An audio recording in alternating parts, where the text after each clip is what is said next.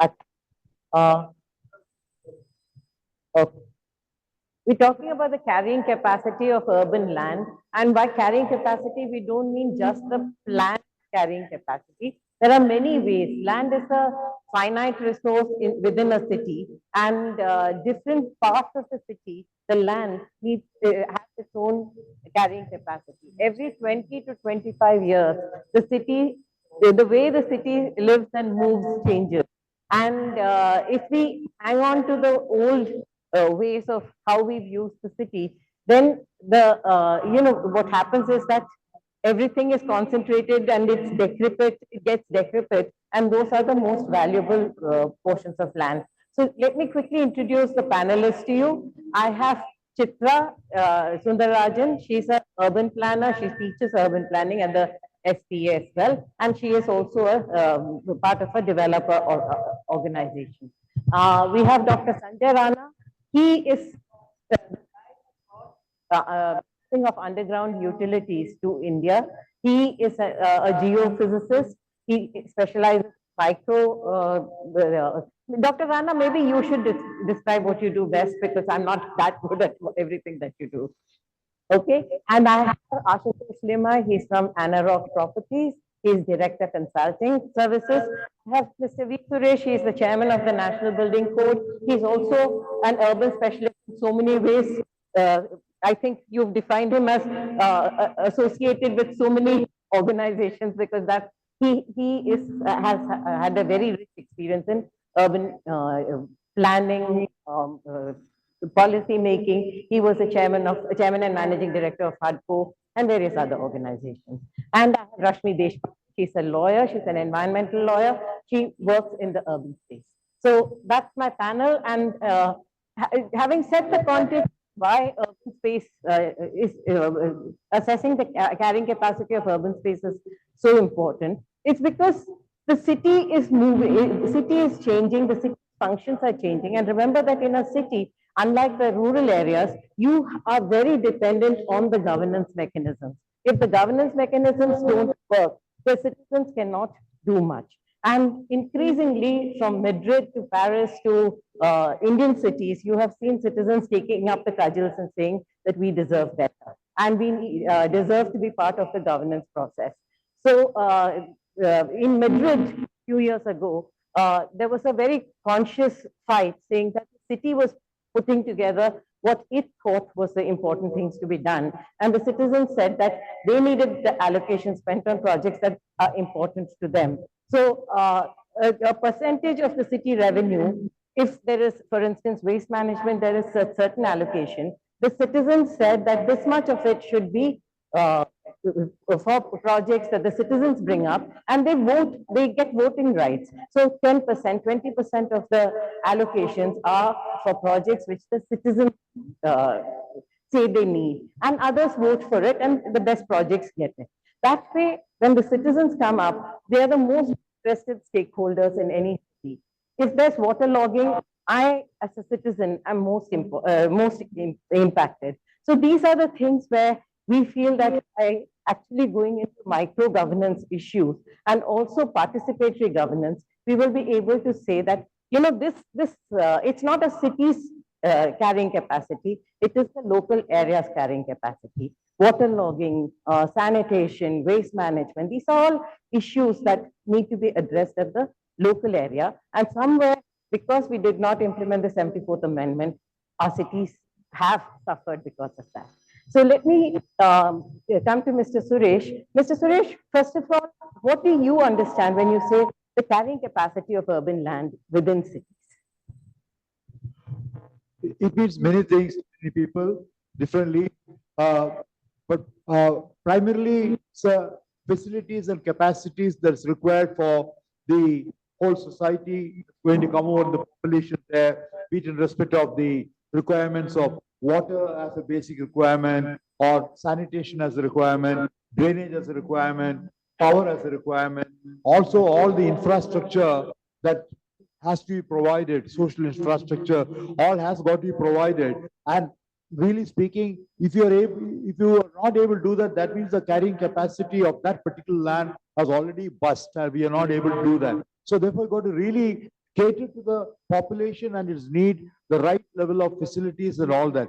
Otherwise, you would have had the problem of you just came in for the other session there, or you heard about all the flooding. That's primarily because we are not catered to that basic, the carrying capacity of that particular thing or the hydraulic load. They are not able to do that. I'm sure Ranaji will be able to add a lot of dimensions on that particular one. But primarily, every city or every let's don't go at city level, even at the neighborhood level or a cluster level or a sector level, we should be able to have each will have a certain amount of capacity to for that particular population coming. We plan a certain amount of population in terms of density, in terms of the floor area ratio and the type of people coming or a series of offices coming with so much amount of the and the type of traffic that can be generated, which can come on the road. If the road widths are not sufficiently good enough, that means the carrying capacity is just not good. They'll completely fail on that. And it's a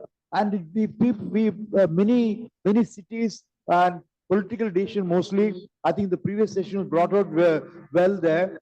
Namely, they increase the flow area ratio stress index without understanding that, without taking care of the width of the road, with the drainage pipe there, the sewer pipe already laid down, you keep on adding that particular population. That means it is already bust the carrying capacity of that particular limit. That's the understanding of that. Obviously, it is not a technical decision. The correct technical decision should be there, and beyond that, it goes over the cities will bust and it seems. Absolutely. Dr. Rana, I'm going to come to you. We're talking about what goes under the, in the as underground utilities. Now, our cities are lived in cities for 50, 60, 70, 100 years. And what happens is that we planned or laid these utilities over a period of time. So today, some of them are decrepit, some of them need rehabilitation. Sometimes we don't even know where it is. When it was laid, an agency was told to lay it in, the lat longs were given, and it was laid, say, 4 meters to the right. Nobody has documented that it was actually laid 4 meters to the right. And therefore, what happens is that you don't have a map of the underground utilities. Dr. Rana, if you could explain how important it is and what is that process and how expensive is it for cities? How will they afford it? Thank you so much. And first of all, thanks to you for making me part of this particular panel. It's a very unique panel for me because I'm definitely not a city planner. I'm not an architect. I'm a geophysicist. So as you said, I should be introducing myself a bit. So I specialize in geophysics, which is basically a field which is very, very important to understand and manage the hidden intricacies beneath our urban landscape. So it can be obviously that the type of ground we are standing on, it can be the kind of utilities which are buried there. It is like doing X-ray and ultrasound of your own body. And so just like we are finding out what's inside our own body without cutting open the body by ultrasound and X-ray, same thing we are doing on the ground to understand what is under there. Now, today, as we stand at the crossroad where urban development must not only cater to the growth, as we are talking about that our cities are growing, and more and more population moving to urban centers, the cities will keep growing. Now, that's a fact we all understand. So we have to cater to the growth, and also we have to be resilient against the increasing challenges which are being posed by climate change. All right. So the particular point you talked about, subsurface utilities, that's a problem which not only India faces, but the same problem was faced by most of the cities around the world. And that's how the entire concept of mapping and understanding your subsurface utilities through a particular branch of subsurface utility engineering came up. So through the subsurface utility mapping, we possess the formidable tool actually to foresee and mitigate these challenges. Because once we are able to accurately map these underground utilities, we can definitely plan a lot of things in terms of even, for example, your simple things like stormwater, like how the water is going to flow through the utilities, how we are giving the water to the citizens, how we are carrying our sewage, etc., etc. And we can prevent catastrophic disruptions. We can optimize maintenance and ensure continuity of these essential services. You see, your question about affordability. Fact is, we are every day paying a very heavy price of not knowing where our utilities are. Now, when we are doing some construction on the road or in a city, sometimes we are damaging an existing utility because we did not know that the utility existed there. There have been cases where an entire flyover collapsed because one of the pier was right over a sewer line, and when the flyover was inaugurated, it was open to traffic. The sewer line obviously, gave to the weight, and the entire flyover collapsed. So the fact remains, in Delhi, for example, we are, losing, as they say, something around 40% of water because of leakages. Now, I won't go in the debate of whether it is water leakage or theft and things like this. But the fact remains that if there is a water leakage, our authorities start digging roads all over because they do not know where these utilities are, where the water line is passing through. All right. So we can ill afford not to map our cities. That has to be the first part of the urban planning, to understand the underground structures, underground infrastructure as good as we understand the above ground infrastructure. There is absolutely no denying that fact. And good thing is that all these technologies are available very much within the country. They are very much affordable. We don't really need to call foreign experts to do that. Oh, okay, Chip, can we, that's it. Chitra, when a city is being planned and we have our master plans, we have our regional, we have our local area plans. When a city is planned, do these, the various concepts of how the city lives, moves, changes, the current requirements of the city, how are they fitted into that? And then master plans are for 20, 25 years. How do you ensure that all this happens on a periodic basis, say every 5 years, 10 years, and so on, so that the city is constantly being assessed, planned, fixed, and then moves on? Thank you, Jayashree and Flint University. So this is a very interesting topic. See, we have been planning, making master plans. We've been talking about zonal plans, local area plans. And let's start with master plan, which is a document which is revised every 20 years. And you plan for the next 20 years. So you look at what is the current scenario today. So you take what is your baseline data, and then you build on it for the next 20 years. So this is basically, I mean, if you were to look at it in the perspective of an urban carrying capacity, I would say that is a concept that would apply in the preparation of a master plan. So you are essentially looking at what does the city have today? What are the resources? What is the housing stock? What is the level of infrastructure? Adequacies, inadequacies, what are the resources? Where does the water come from? How much power do we have? How much land we can develop? What are the housing shortages we have? How do we augment that? What is the circulation network we have? What is the extent of public transport? So there are all these concepts. What are your work centers? How do you provide for jobs? So all these aspects are considered when you are actually preparing a master plan. So when you view it from a perspective of a carrying capacity, so there are formulae with which you can calculate and say that what is the resources that is required for you currently. And I'm sure most of our cities are lacking. We have cities which are literally going towards, a zero water scenario like Bangalore. You also have cities which every year have, disaster related, situation where you have to plan for flooding, you have to plan for maybe heat, maybe air pollution. So we have all these aspects which are to be considered.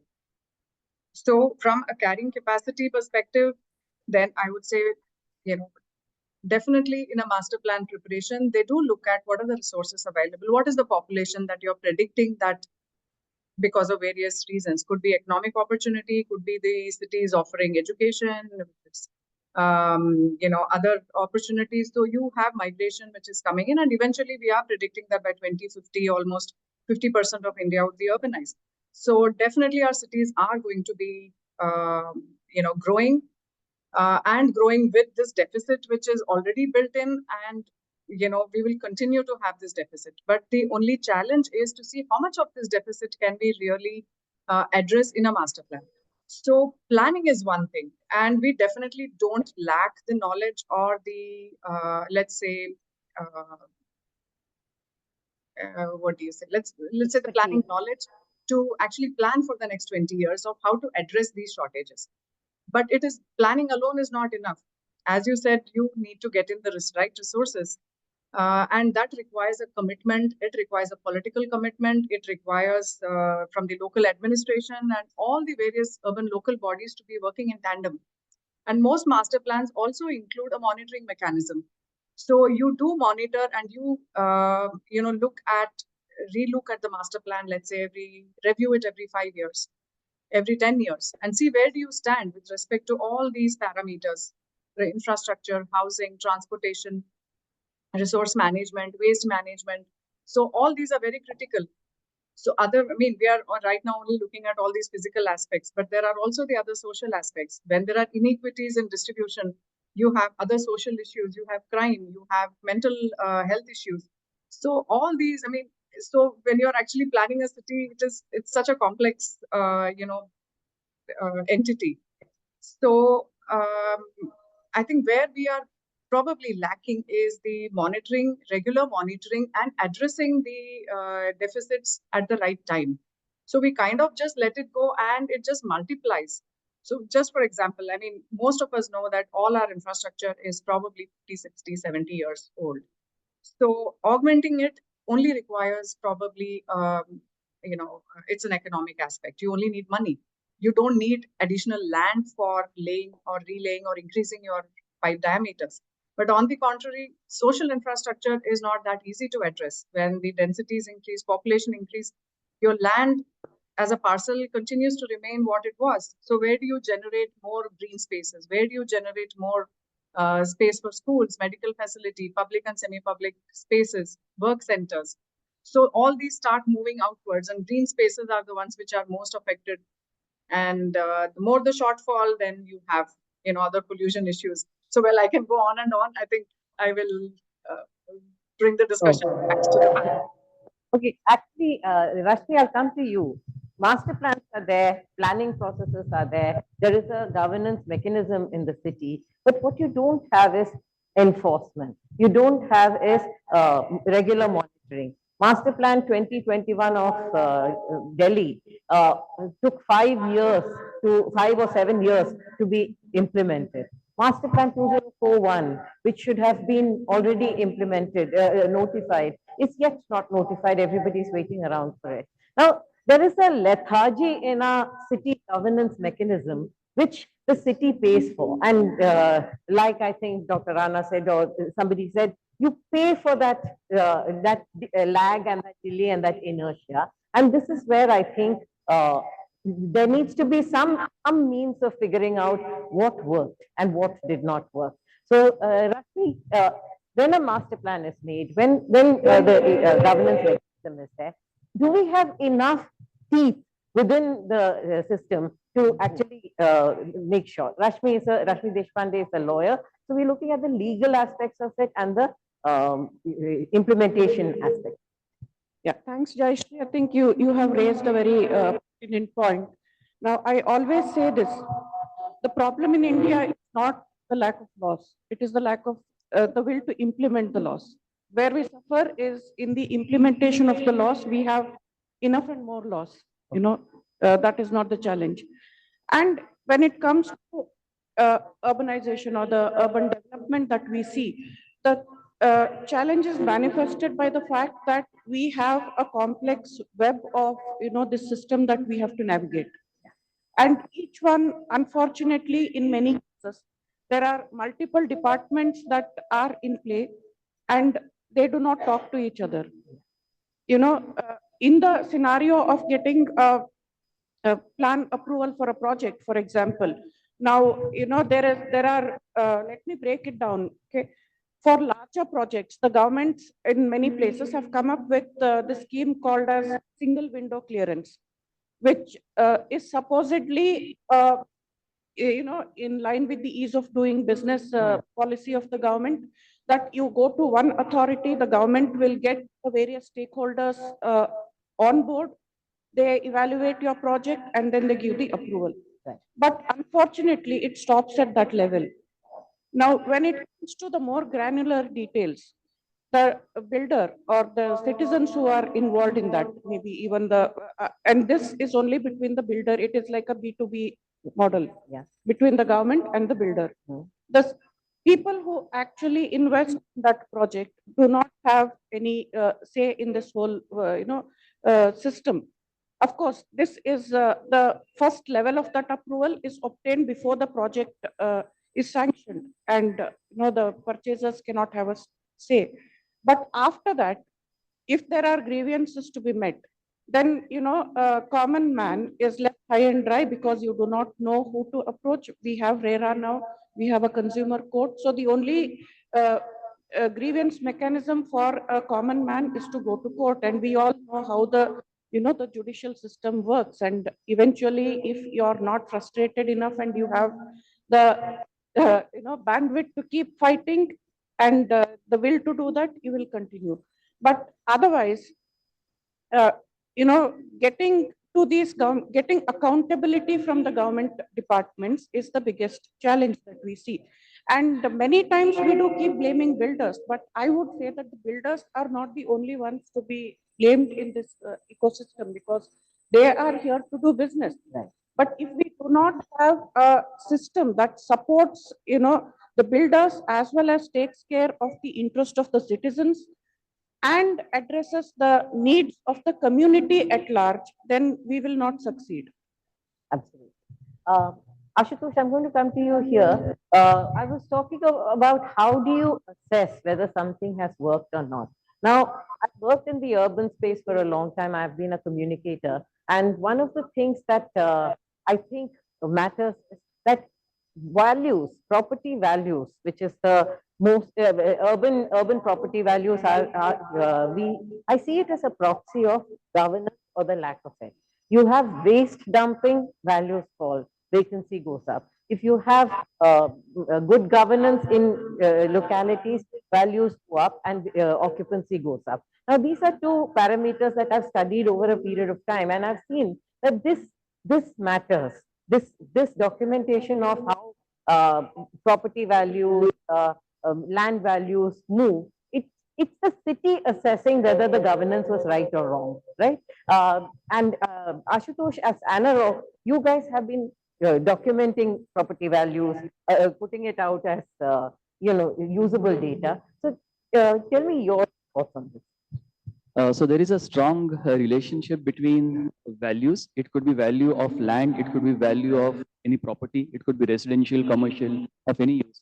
But the relationship is at a much bigger plane. See, what are cities? See, cities present opportunities, cities present ability for its citizen to generate wealth.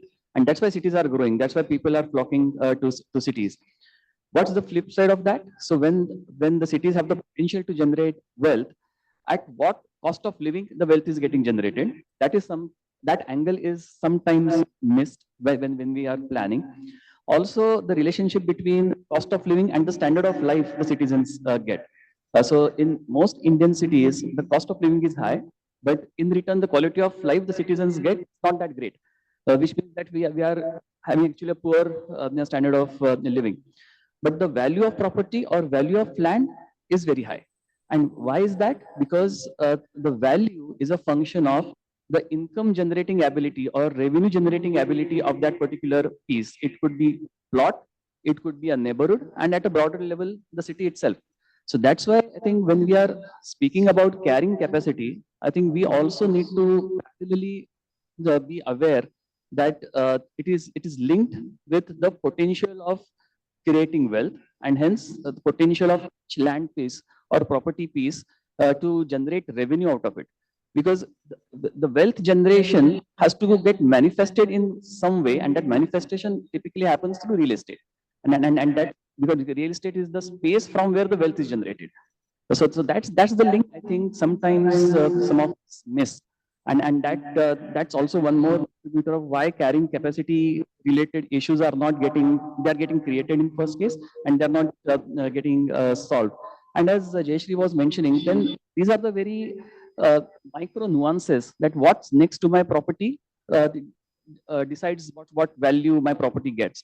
So if my neighborhood is clean, neat, green, I get a higher value. If my neighborhood or my plot is yes, then obviously correct. So living in such a neighborhood which those challenges is a compromise at the end of the day. So the property price is lower. So that's a very clear and logical link. Also, the values are linked with certain speculations. So whenever a big infrastructure project is announced, speculation starts happening. In Mumbai's case, the second airport in Navi Mumbai, the announcement itself triggers speculation. The prices start rising. Though right now it's only an announcement. Nobody knows where the land is and what's going to happen. Speculation happens, trading happens, the property value goes up. When transactions takes place, they set the new benchmark. So the next seller benchmarks the previous one, which is at a higher price, which is purely out of speculation in this particular example. Then when the infrastructure project actually starts happening on ground, that's the next level of speculation. So another trigger comes in. The people can see something happening on ground, and hence the price goes up. And in India, infrastructure projects are often delayed. They don't get completed on time. So the property value completes 2 or 3 cycles in projects. And finally, when the project is nearing completion, that's the real, or I would say, justified increase in price, because people can see the benefit that it's going to come to us. So they are all linked. So carrying capacity when it comes to ecology or ecology or utilities is one thing. But I think our lack of awareness, or at times taking it too casually, of not linking it with the wealth creation capacity and the potential of generating revenue, I think that's a reason of the problems that we face ourselves into, and not able to resolve them that well. Right. And somewhere we forget that a city is not only the elite and the wealthy. The city, yeah, I'm going to come to you. The city is also everybody who lives in it. When you had the 74th Amendment, it was supposed to be local area planning. Everybody was supposed to get a say. If we leave development of a city to the builder community, the builders are in it for profit, and they will build what sells and gives them the maximum profit. But the city itself, when it is giving out the sanctions, should the city not then say that in this section of the city, there should be HIG, MIG, LIG, EWS, for want of better terms, that I don't agree with classifying something as EWS, but it's largely sizes, it's largely affordability that categorizes. Everybody should be able to live in the city. Today, anybody who is in the economically weaker section, or maybe by that I don't mean only labor classes. A young adult who graduates and comes to a city and works there has limited income and is in the affordable city category. But what happens is that hardly anything is built for them. And if we build poor quality. Smaller and affordable is poor quality. Everybody in a city aspires to, whatever category they're buying, they aspire to quality. And they are proud of what they buy. But we don't leave it worth being proud of. Mr. Suresh, your thoughts. In fact, I was wanting to get on to that earlier also.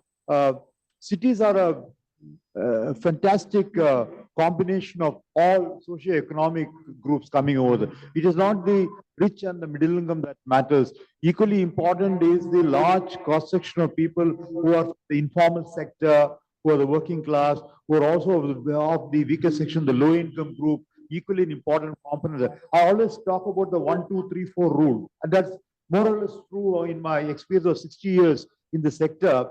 Very clearly, if you do 1 house for a high-income group, 2 houses for the middle group, you will get 3 houses for the low-income group, and you get 4 houses for the weaker section. And weaker sections are the most important bottom half of the pyramid, are the one which keeps the system going on. the whole economic life of the whole city. And if we don't take care of the particular one, either in terms of land as a, the sessions earlier talked of land not being properly given, and therefore all the slums start coming over there. The density happens in large way. They don't get the right facilities in that particular one. So therefore, what is required is you should have an equitable way by which all these aspects are taken care of. Chandigarh is supposed the very most planned city. Corbusier did that particularly the best possible planning award. But can you believe at the end of it today, when you look at that, you'll find out of the 8.5 lakh population, 3 lakhs people are the poor and low income. They're all in the slums area there. Because we never kept us land for that particular poor, and that they were not part of that design one. And therefore, from that particular point of view, I'm very happy that over the last decade and the housing for all agenda started coming. The discussion started not just on high income housing and the middle income housing, but it's a housing for all, came in a very large way. And as a result of that, major component about 12 million houses getting added in the particular segment for the weaker section and low income. That means the carrying capacity of for in terms of not only the housing, but also the type of facilities on sanitation, water, electricity, basic necessities for all of them are also coming along with that. A good initiative. Kerala has done this life program. I like it.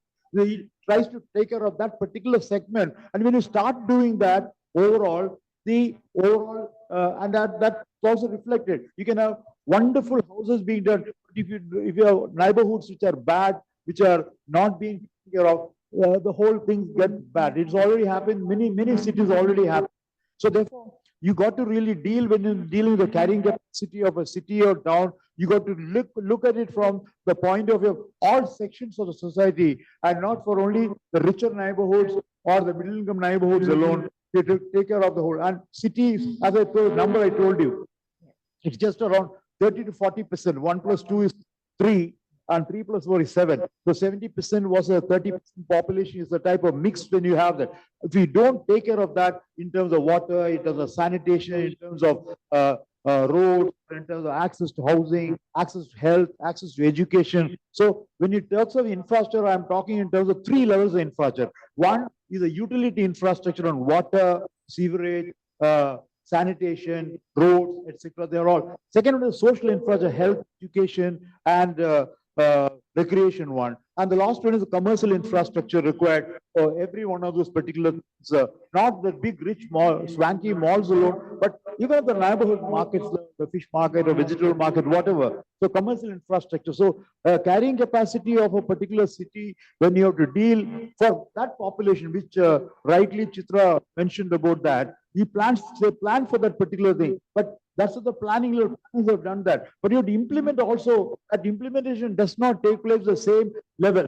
The roads have not been properly laid, or the water for that population, they are not laid that particular requirement of drainage, requires stormwater drain or sewerage or whatever the solutions required. Therefore, some of these initiatives for sanitation for all, Swachh Bharat Mission, whatever, not to give it a political color, but these are all important because they are trying to reach out to a large section of people, reaching the unreached. And that's an important component there. Every city has got to deal with that particular. And when you do that particular thing, you'll find that there'll be substantial amount of sustainability coming in the. When you have the sustainability not coming at one section of the city or one portion of the thing, and only have what do you get, the high levels of excellence in some pockets only, that's where the problem starts coming in a large. And when you try to say that, and the way in which, and I like the way in which Nilima has talked about, cities are also major amount of rural push and urban pull. And you know that there are growth engines happening in a very large way. And somebody told in the last session, 50% of India is going to be urbanized by 2030. And when that particular figure is, and why I'm part of the Kerala Urban Policy Commission, the only of having a policy commission now, and they're already thinking about 70 to 80% of the population becoming urban, which was till about 20 years back, only 25% urban was there. So therefore, when such changes happen over there, the city's capacity has got to be enhanced in a large way. So that is where Chitra is right.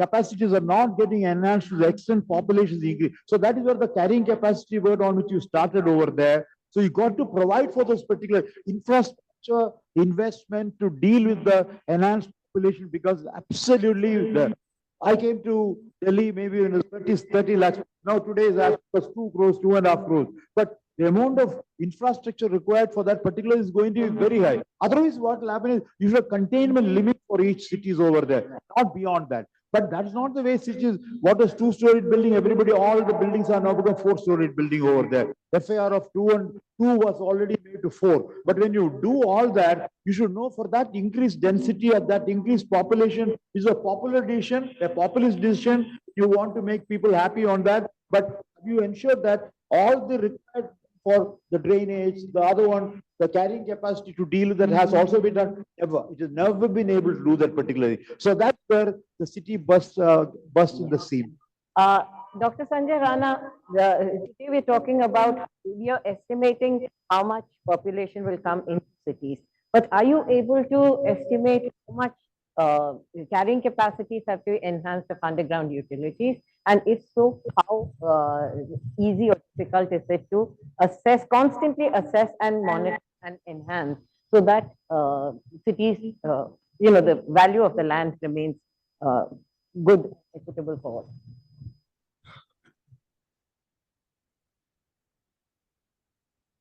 We can't.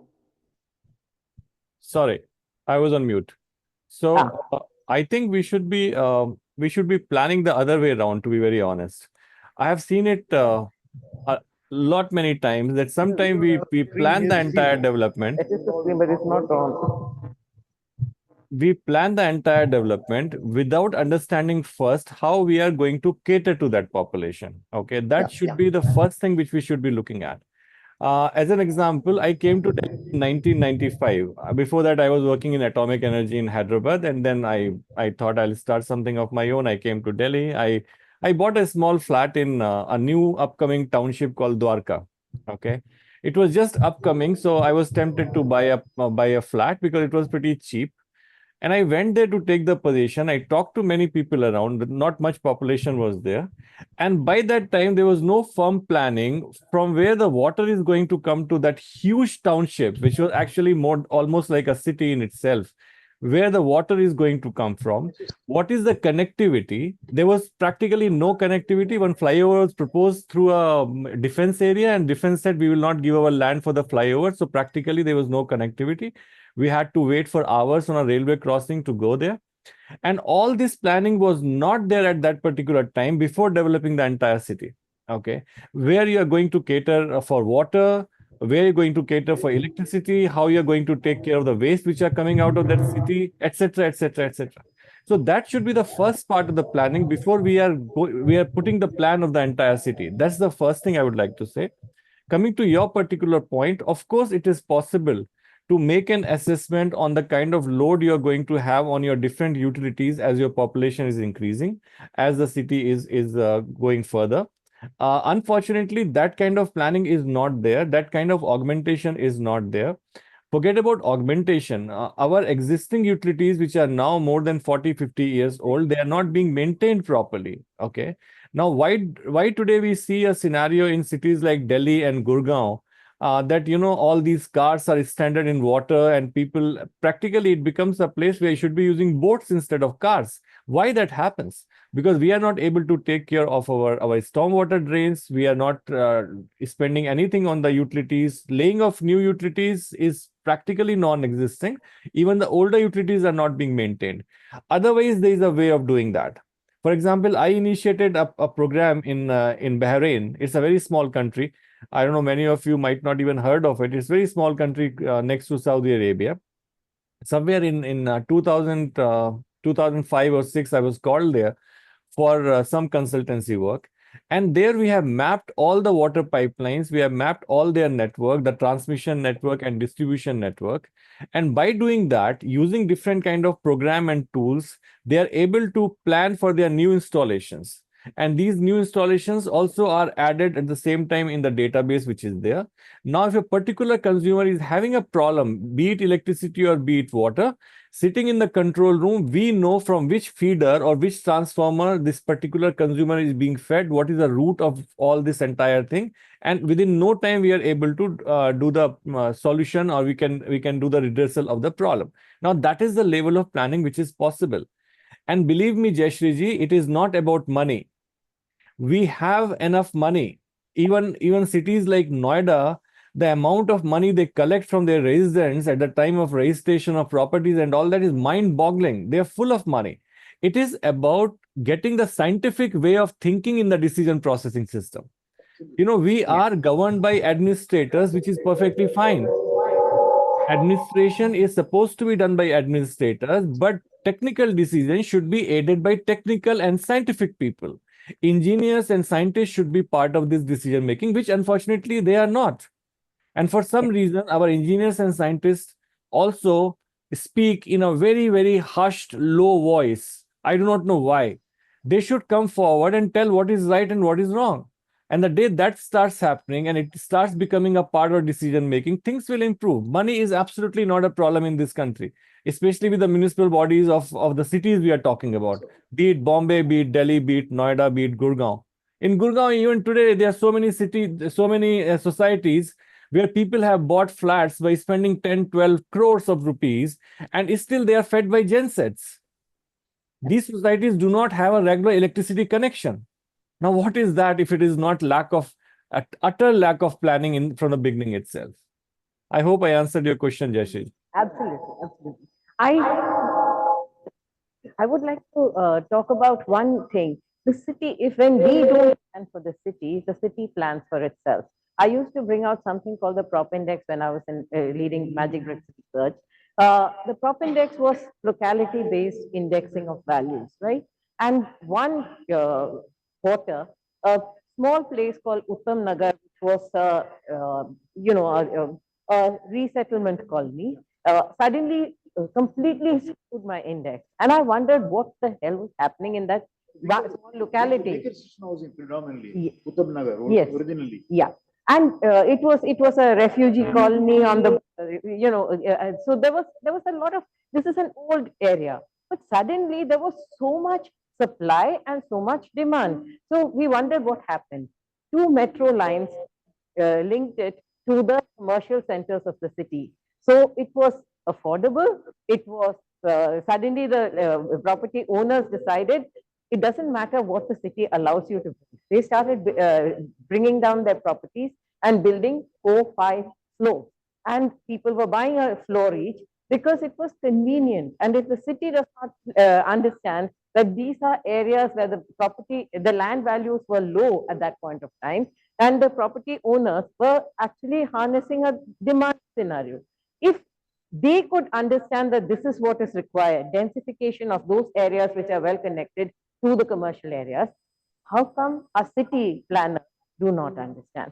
Another example I would say is that, in Delhi, for instance, Delhi's master plan, Delhi was a city of plotted development. What people want, most of the occupants of the Delhi NCR move to Gurgaon, Noida, Ghaziabad, and so on, because you allow multi-story development there.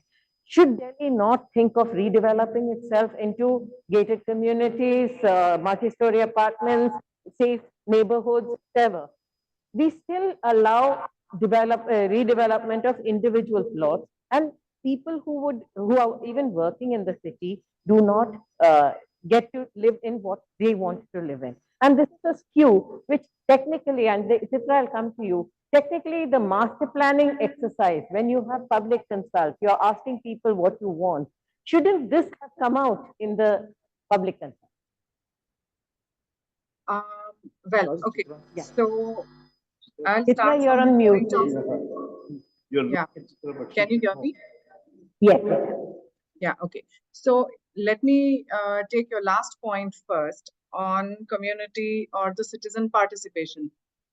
So the current master plan during its preparation, there was an extensive amount of participation that was done.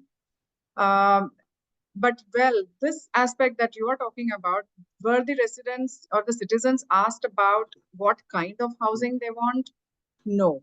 So the participation exercise by itself, I don't want to stretch the participation part of it, but Yeah. well, I think the participation, the way it is conducted, should change to being asked in a more focused manner, you know, with regard to housing. What kind of housing do they want?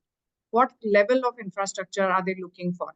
So the only subsystem people who actually responded to this kind of, or with this kind of inputs were from the unauthorized colonies, where they realized that redevelopment was their only option to get a good level of, or a, or the level of infrastructure that they are aspiring for.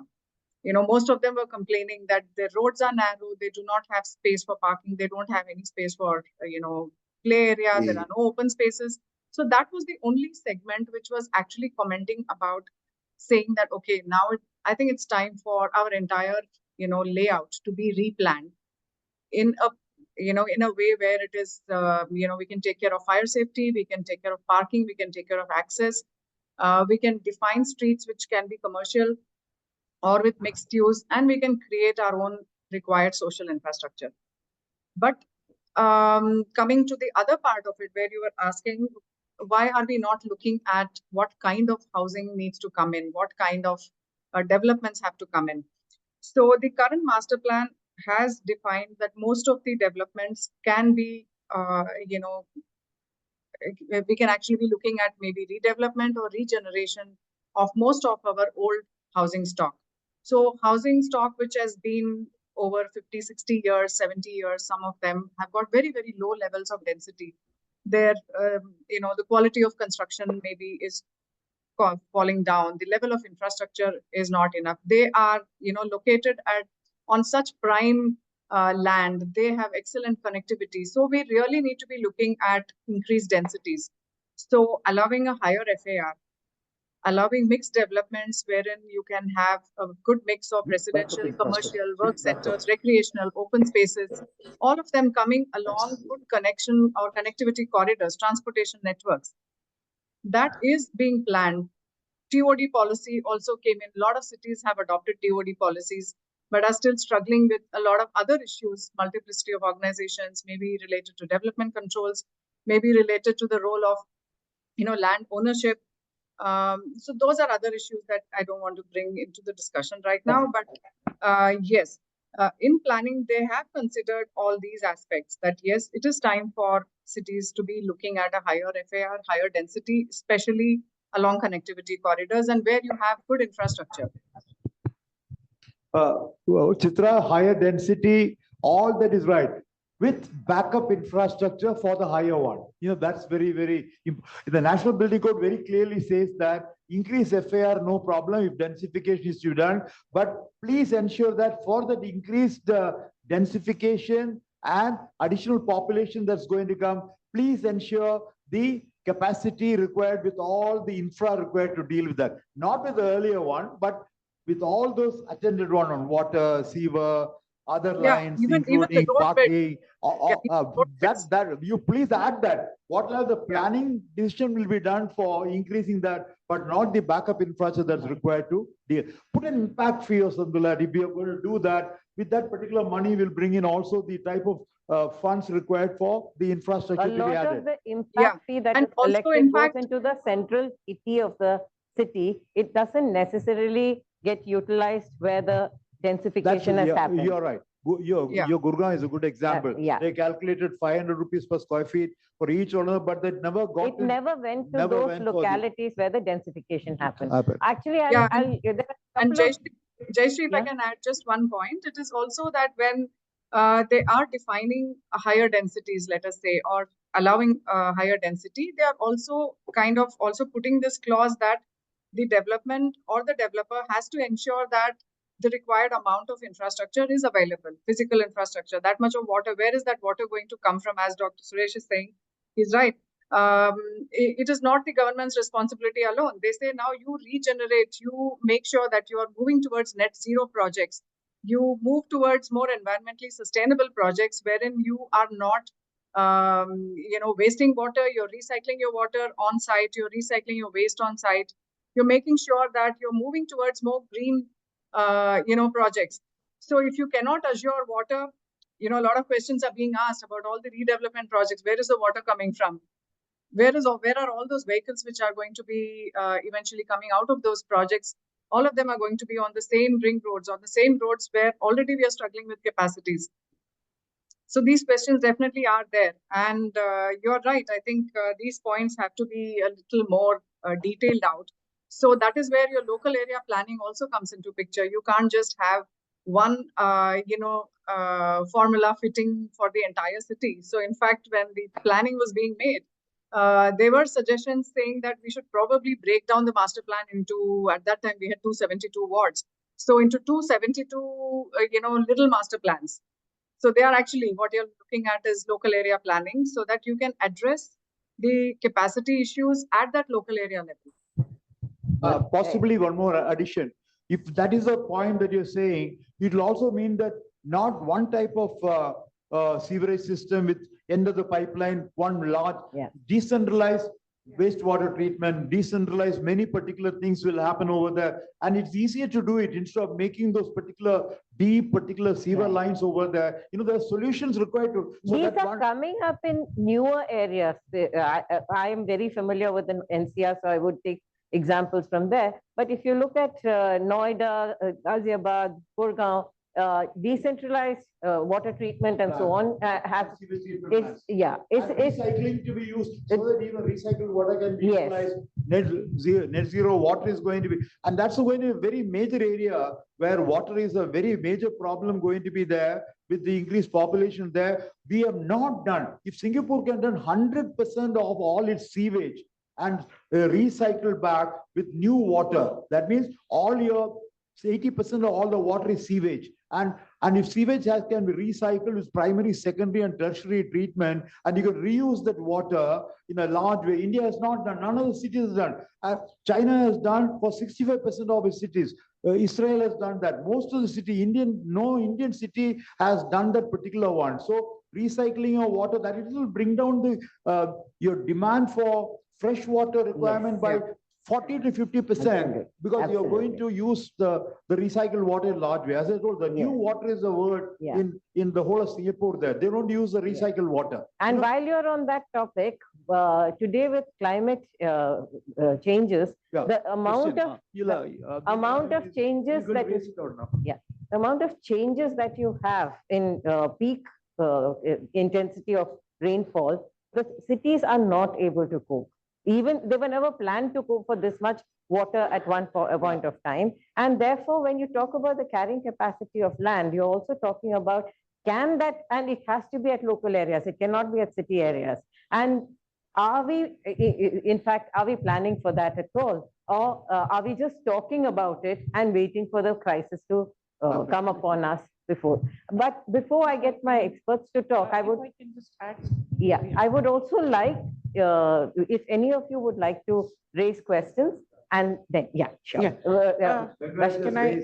Three people have raised. 1, 2, 3, 4. 1 minute. Let Rashmi make her point, and then. Okay. So I think from the legal point of view, I'd like to add something. When a project is launched, like say a residential project, for example, now we have RERA, which says it's mandatory that you get a title certification for the property and you upload it so people are aware. But unfortunately, I think these things work in silos. Because yes, title certification for the land is absolutely important. But you cannot just stop at saying that this land has clear title.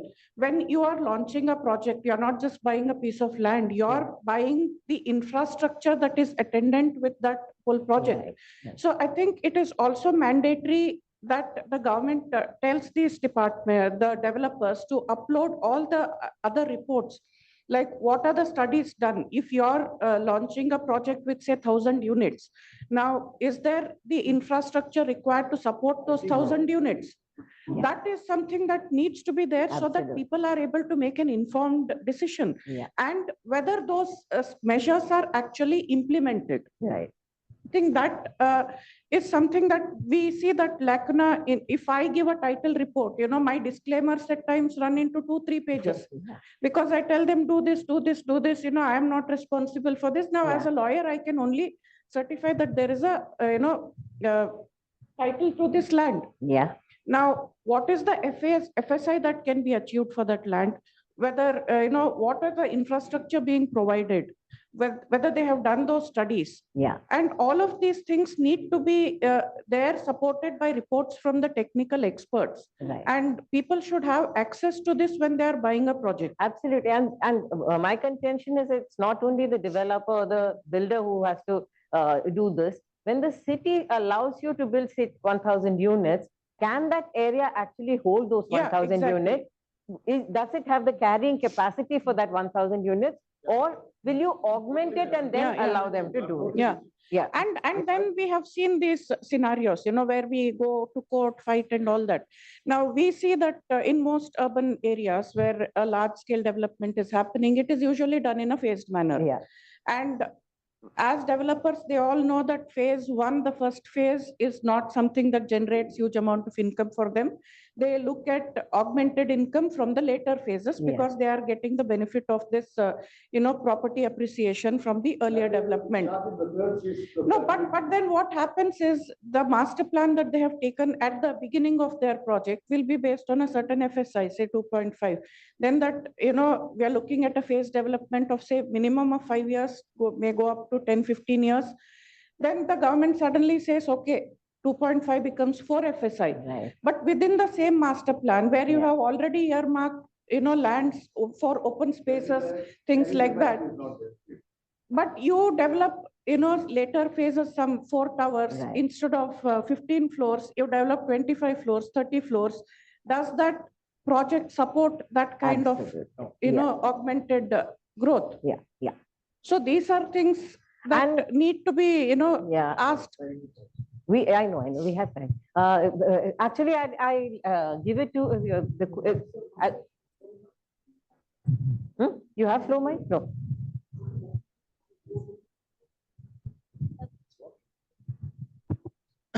Thank you very much. My name is Bulcha Barecha from Ethiopia.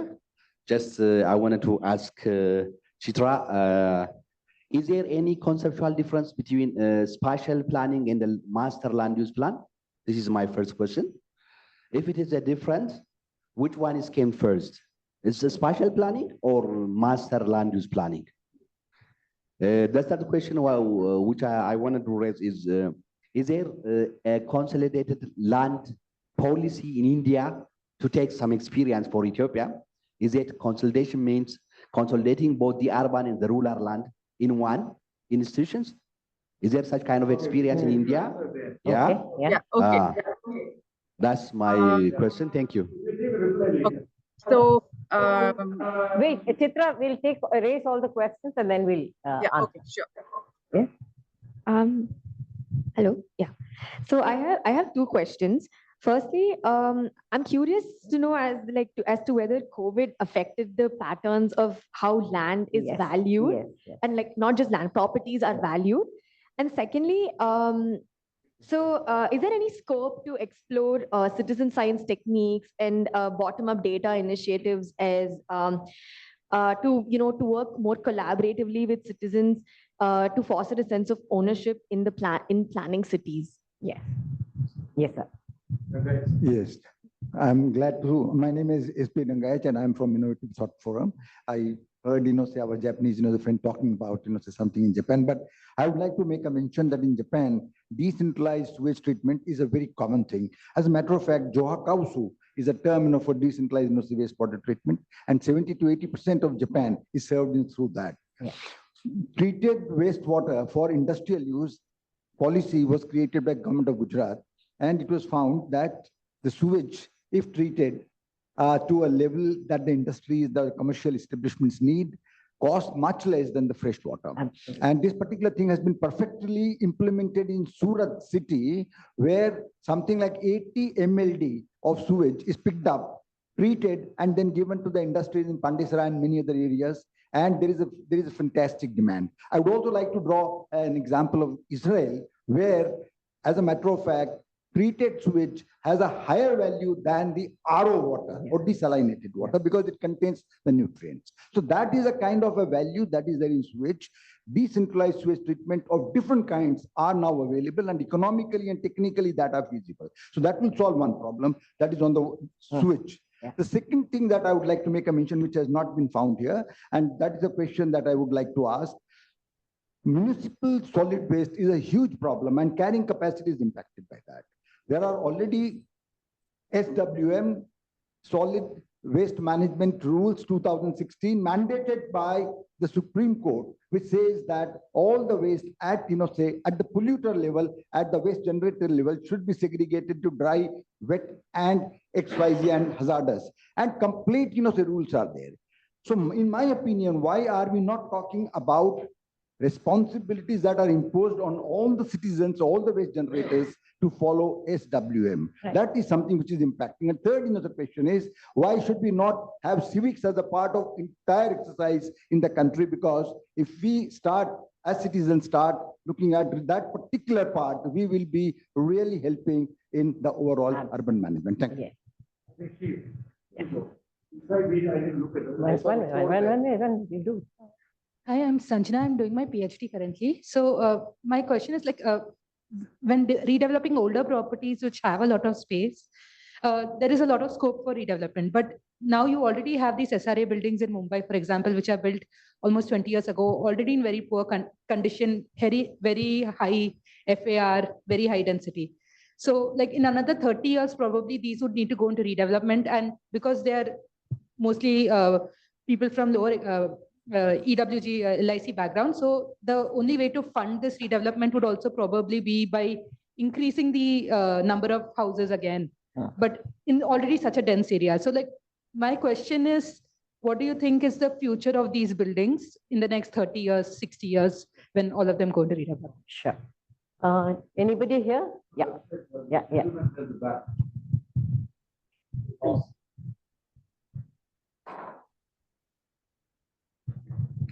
Ma'am, this is about the urban flooding and wastewater treatment. Basically, as a city grows, its drainages with its floodplain, they get converted into drains.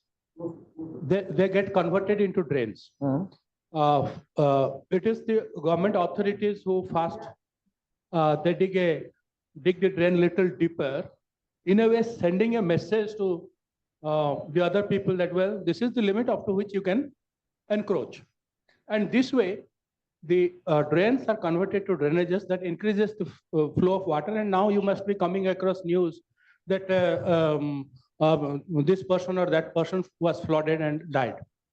So as the city grows and the density of population grows and the height of the buildings also grows, so the time of and volume of concentration of water also grows. And in the context of climate change, the volume, what volume of water will be concentrated, we do not know. Yeah. So how to address these things? Can we afford to convert these drainages into drains? There is a difference between drainage and drains. So what should be done there? Anybody else?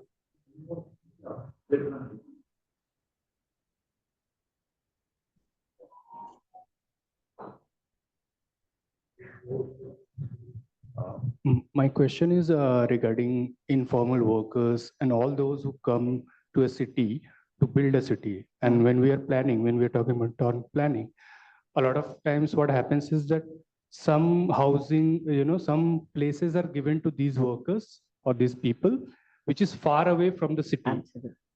Which makes no sense. And a lot of these houses are empty because they say, if we are traveling, we will not be able to save anything. And there's no point going in those houses.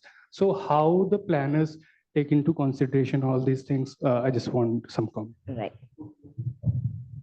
In fact, I completely endorse that because we used to do affordable housing surveys in my research team. And one of the things that we found was that the especially they don't want to buy in the city because there's no security of tenure. They want to, today they'll be working in one part of the city, tomorrow they'll be working in another part of the city. So it's not a bought house that they want, but they want affordable rental housing. And the criteria are that it should be, they should have a primary education network and a primary health network in that radius. It should be cyclable or maybe auto shared auto kind of thing. But it should not be very far off. If it is a hospitalization or higher education, they don't mind moving far away. But they cannot be outside the city because they can't afford the cost of travel to the city. So you've made a very important point. And the reason why we picked this up is because we feel that it's obvious to all of us. All of us are raising issues that we think should be addressed. But somewhere, despite raising these issues, it doesn't get addressed. Let me give it to one more. I will be very short. Sir, about the value of the land, property, then flat now. So to fix this, the price of the city, who are the key stakeholder and how this such value is fixed now by the government? How the value of value? the Okay, why don't we, yeah. You can take this. I'll take just two and then we can have, We'll keep the answers We'll brief so keep that them short. there's one more thing about citizen partnership that I want to bring in. So the young lady's question and your question is similar, how the values are fixed, and did COVID teach us at all in terms of how to value lands or properties? It's very simple. It is a market that defines the value. It's a classic demand supply theory. At the same time, the income generating potential of any property is the prime consideration while assigning values. So during the COVID times, when working from office had stopped, and it was firstly working from home and then the hybrid, then the income generating capacity of the property was not to make an office, but to make an residence. So the best or highest use of a particular property defines the value. At different points in time, the best use can change. So during COVID times, the best use of many properties changed from commercial to residential. And hence, while valuing those, a good valuer would consider the development potential as residential and value it. Now we are 4 years from COVID first wave. Offices are back. People are working back from offices, especially in India. So again, many of the properties, the best use has moved back to offices. So valuation is for a particular date. And on that date, what is the best and highest use defines the value. It is a market that defines the value. The government also does define a value. That's purely from the stamp duty collection purpose. And the government also falls on the market transactions. The government takes into consideration a history of transactions, normalizes it, and then assigns a particular value for a particular zone or a sub-zone. So that's how it works. And your question, what happens to the SRA buildings and whether redevelopment will be possible or not, etc. I think the practical solution could be in terms of fungible FSI or a TDR, which is already in place. So it might not be prudent or advisable to further redensify the areas that are already so dense, but they need redevelopment. So redevelopment has to take place.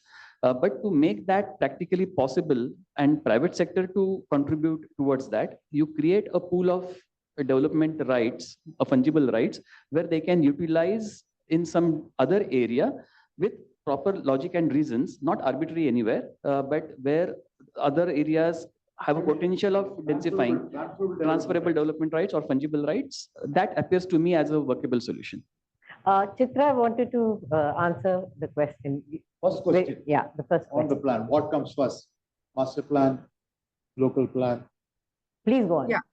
Okay. Actually, before you begin really looking at a master plan, I think it's the regional plan which comes into play. So to answer, I did not get the gentleman's name who raised the question, but yes. So the flow is from a regional plan to a city level plan. So you're looking at what are the opportunities and how the city is going to develop, looking at the regional resources, regional connectivities. That is where really a master plan document really starts from. So at a city level, when we are looking at both brownfield as well as greenfield developments, so when you are looking at what is the new population that has to be accommodated, how much of it can be absorbed into the existing, areas, into the existing residential areas, and how much is the new land that is going to be required, and which is the land which has got this potential based on its locational attributes, based on its connectivities. So those kind of areas or sectors, then they are divided into maybe sectors, they are divided into zones, and those are identified based on their land suitability. The networks and connectivities broadly are all decided, and then the land use is also very broadly decided. If it's going to be a residential sector, then you just define it like at a gross level it is residential. So at the more at a neighborhood level, facilities, open spaces, connectivities are all not designed at that level, at that stage. So it is just that you declare the intention of which side the city is going to be developing, and I think that's where the land use plan in the master plan stops at. Yeah, right. And the second question on, I think, effect probably Lima has already answered. But yes, now today there have been so many disruptors, and in terms of housing options, we have to be looking at planning for, as Jayashree also mentioned, that we have to be looking at rental housing, which also finds a place in most of the new master plans that are coming up. Rental housing, looking at housing for informal sector, looking at housing for migrants, migrant labor, working women, looking at housing for, let's say first-time workers. So who are willing to look at co-living as an option, who are really not looking at buying houses, but are looking at co-living, co-working options, which again has become a very popular mode of living and working post-COVID. Now people don't really need to be even living in their own cities where they initially used to be working. So people are moving out and looking at, smaller towns, smaller cities, maybe their own hometowns. I also recently read an article where they are looking at what they call as workations, like it is work and vacation combined. So they are actually looking at, moving out of the city to be looking at housing and working. So these are new disruptors, which now planners have to be also building into their, planning. The real estate groups also have to be looking at what are the new options. So the traditional, 2 BHK, 3 BHK, 4 BHK options do exist. But yes, now service apartments are picking up options. There are, all these disruptors which have to be. So that's my answer to that. I think he also asked about, do you have a national policy of urban and rural? What is urban land and rural land, and how that can exist? Am I right?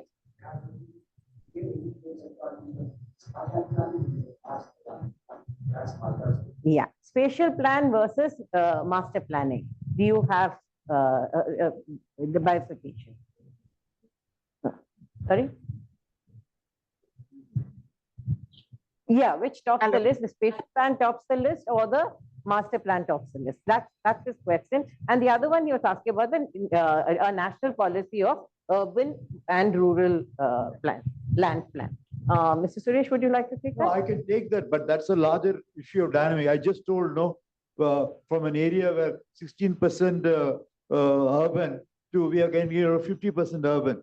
As a small state like Kerala, around 20 is going to be 60. So therefore, urban rural, the definition aspect is still undergoing a very major change depending upon the definition of what our new census is going to come in 2025. We lost it by 5 years that. Otherwise, what really was rural and urban are various criteria depending upon 78% of the people depending on agrarian workforce. And that's all undergoing phenomenal amount of changes now happening, and number of people in 5,000 or 6,000 people. So the characteristics of development is already undergoing change. So the new things, not just urban and rural, it's going to be urban, rural and urban.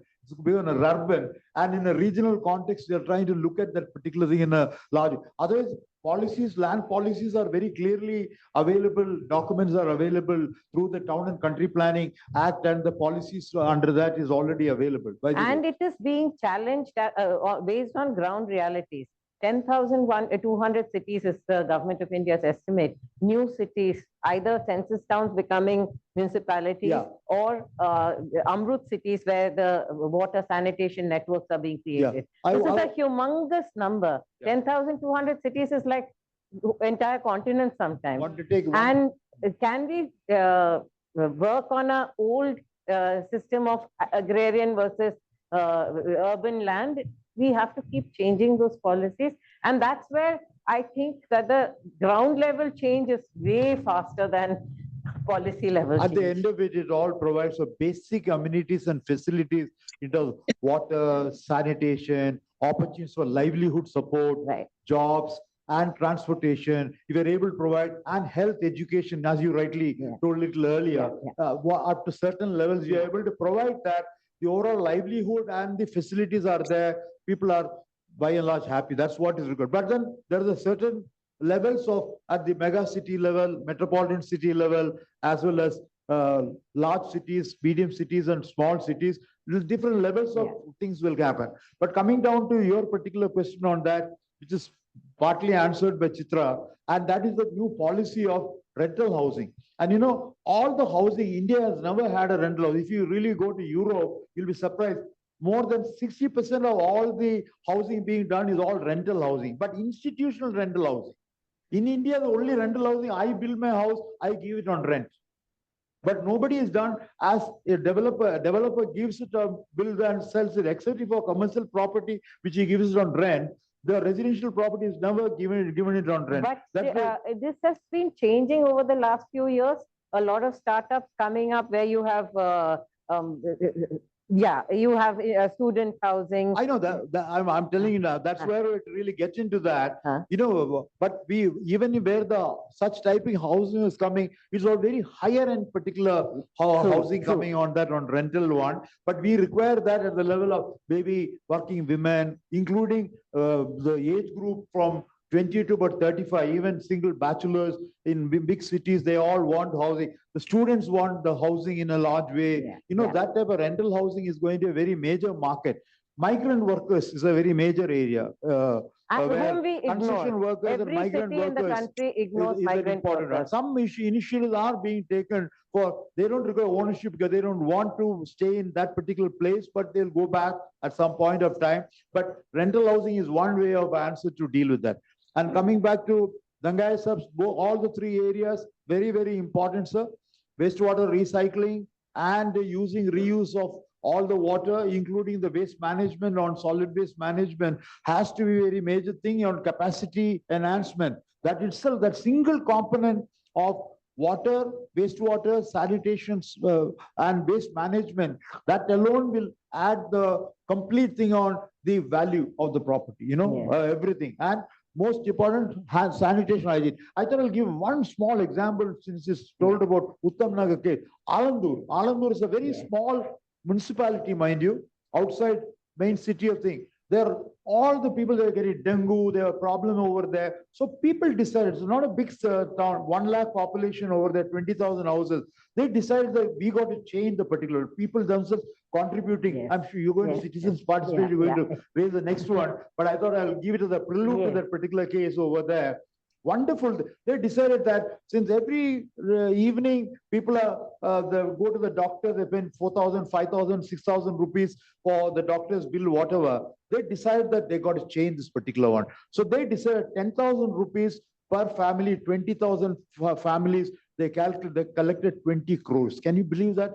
The one big chairman of a municipality and the people over there, and by doing that particular thing, completely changed the whole thing.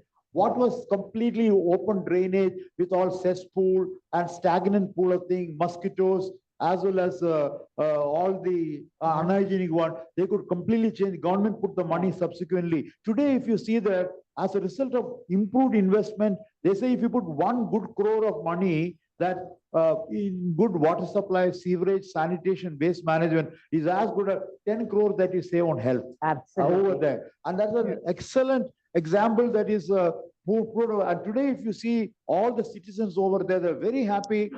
The visitation, because the basic problems are sorted out. Right. Solid waste And management sorted that out. actually, I understand. Mr. Suresh, we are in the last 2 minutes of our thing. I would like to, I'll take your question, 1 minute. I'd like to say that actually where citizens get involved, I'll give the example of Gurgaon. Gurgaon was a group of individuals who came together and they said that, there was a mine area which was going to be used for all kinds of activities. They went to the municipality and said, can we redevelop this as a biodiversity park? The experts got in, the environmentalists got in, the nature specialists got in, local flora was replanted, and it is one of the most beautiful common areas. Now, when you open up a common area like that, what you mentioned, one of you mentioned about the drainage and the extra water and things like that, what happens is that that area becomes a sink. The water that would have flowed onto the roads, we have heavier rain, but these opening up, they created a forest corridor. They connected little patches of green and created a forest corridor. They created a bund corridor, which means that there was small, it was just a small. The new word is sponge city. Yes. So it becomes a sponge city. These act as sponges. Any green area that you have, a pavement, if the pavement is raised, it will not absorb the water. If you can allow it to slope, the water will automatically move into those areas. These are, yeah. Yes. Very, very major. So I would actually say that civic participation, and when you mentioned the water, reuse of water, Ghaziabad came out with its green bonds on the back of saying that we have so many STPs in the city, can we use that water to provide it to the industries, which is the backbone of Ghaziabad's economy. A similar thing happened where there's a startup called Boson Whitewater in Bangalore. The gentleman only said, you have water, you have excess water, you use reprocess 80% of the water, you use only 10% of that processed water for horticulture. The rest of it is actually not an asset, it's a problem. He started putting filters, getting it cleaned, and he started getting bulk users, the metro authorities, the industries, and he cleaned it up to a point. Today it's being funded by Zerodha, and it's a wastewater. Wherever citizens work with cities and cities work with citizens, I think in today's world that is where the solutions are happening. And this diverse range of experts that I have collected today, I think each of them needs to be participating. One word will cover all the public, private, people's parts, PPP. Otherwise, PPP, we put all in the private sector is not enough, and government can't alone do it. It has got to be not only the government, public sector, along with the private sector, and the people all have to work together. Therefore, the new mantra is public, private, people's participation. And listen to your citizens. Listen to your citizens. Citizens know what is wrong. Use the governance infrastructure to enhance capacity. To enhance capacity and create, every inch of land in the city, its capacity can be enhanced. So thank you so much. We are over by about 5 to 7 minutes, but we started late too. So I hope you had something. Is your question answered?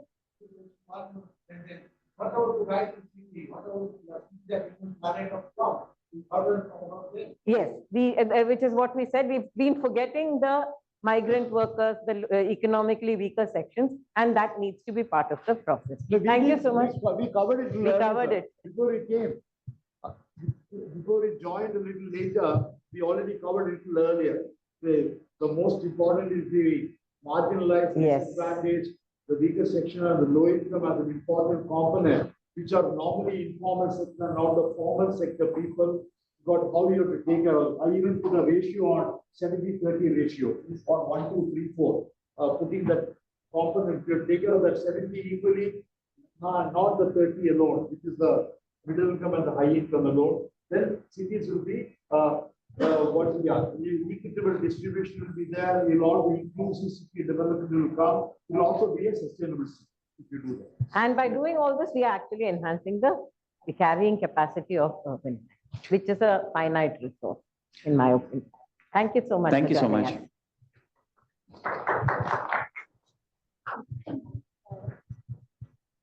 Hi, everyone. Just a few important announcements. The next session here will start in about 10 minutes. It's about the right to land for urban poor. After that session at around 1:30, we will move for lunch. After lunch, we have two plenaries. Both are at Shantiniketan Auditorium. So you're requested to please go there after lunch.